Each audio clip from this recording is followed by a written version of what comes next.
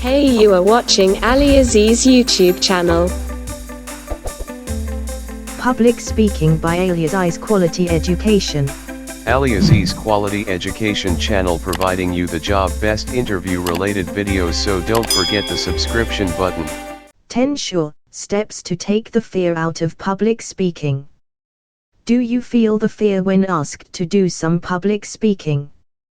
Public speaking is still one of our greatest fears, and it turns grown men and women into nervousness.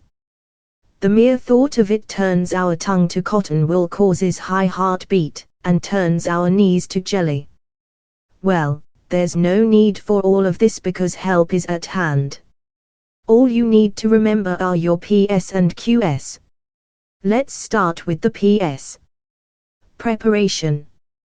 When you sit down to write what you're going to say, bear in mind who you'll be speaking to. Will they understand what you're talking about? Will they understand the technical stuff and the jargon? If in doubt, remember the old saying, keep it simple, stupid. Make sure that what you say has a beginning, middle and an end. Think of some anecdotes that help reinforce your story. People think visually, so paint verbal pictures for your audience.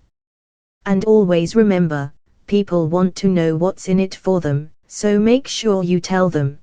Place. Have a look at the venue before the event if you can.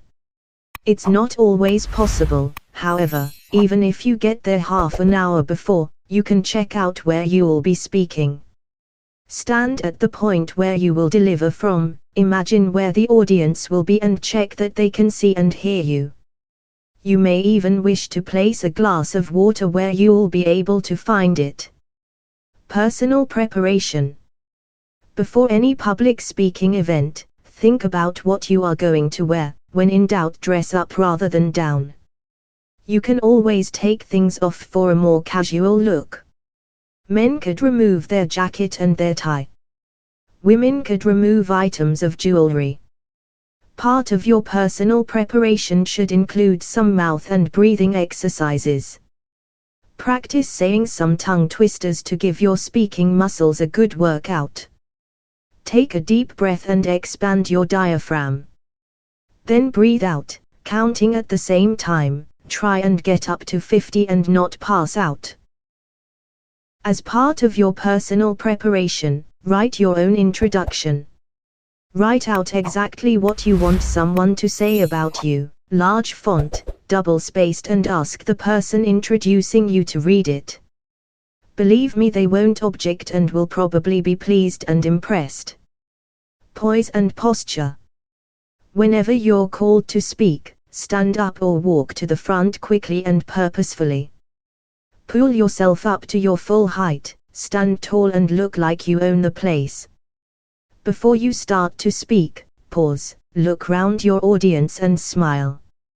You may even have to wait until the applause dies down. Remember, you want the audience to like you, so look likable. Pretend. Nervousness is vital for speaking in public. It boosts your adrenaline, which makes your mind sharper and gives you energy. The trick is to keep your nerves to yourself. On no account tell your audience that you are nervous. Some tricks for dealing with nerves are: before you're called to speak, get lots of oxygen into your system, run on the spot and wave your arms about like a lunatic. It burns off the stress chemicals. Speak to members of your audience as they come in or at some time before you stand up. That tricks your brain into thinking you're talking to some friends. Have a glass of water handy for that dry mouth. One word of warning: do not drink alcohol. It might give you Dutch courage, but your audience will end up thinking you're speaking Dutch. The presentation.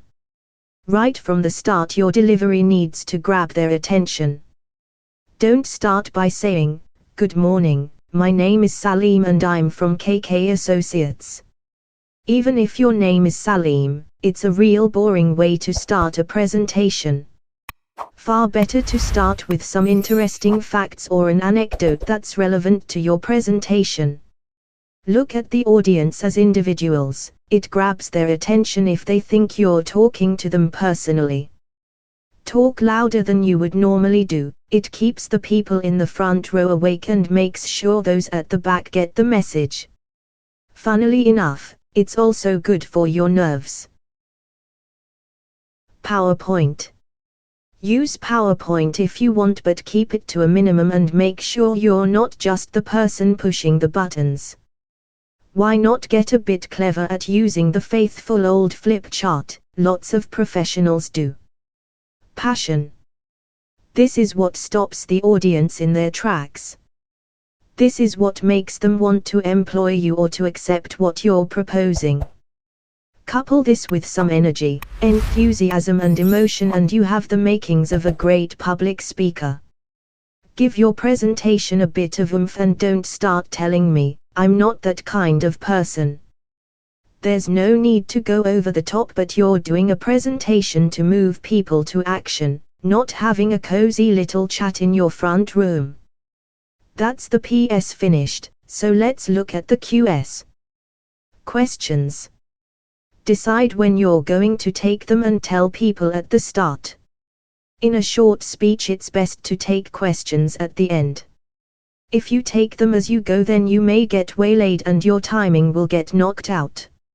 Never, never, never finish with questions. Far better to ask 4 questions 5 or 10 minutes before the end.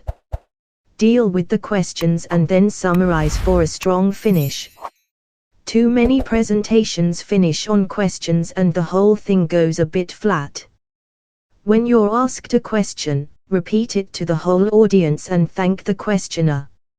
It keeps everyone involved, it gives you time to think and it makes you look so clever and in control. Quit. Quit when you're ahead. Stick to the agreed time. If you're asked to speak for 20 minutes, speak for 19 and the audience will love you for it. Remember, quality is not quantity. One of the most famous speeches ever, the Gettysburg Address, by President Lincoln, was just over 2 minutes long. Now that you're armed with this information, you too can minimize your fear of public speaking.